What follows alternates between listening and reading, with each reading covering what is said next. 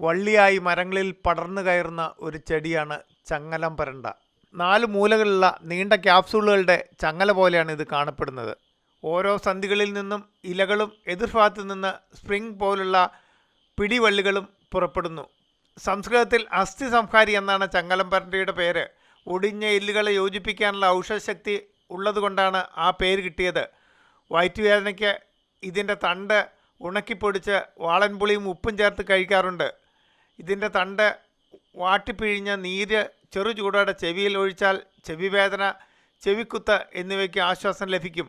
ഒടിവും ചതവുമുള്ള ഭാഗത്ത് ഇതിൻ്റെ തണ്ട് പതിവായി വെച്ച് കെട്ടുന്നത് നല്ലതാണ്. ചങ്ങലം പരണ്ട ഇടിച്ചു പിഴിഞ്ഞ നീര് 25 മില്ലി, തേൻ 10 മില്ലി, ഇവ രണ്ടും ഒന്നായി ചേർത്ത് ദിവസം 2 നേരം വീതം സേവിച്ചാൽ ക്രമം തെറ്റിയ ആർത്തവം കൃത്യമായി ഉണ്ടാകും.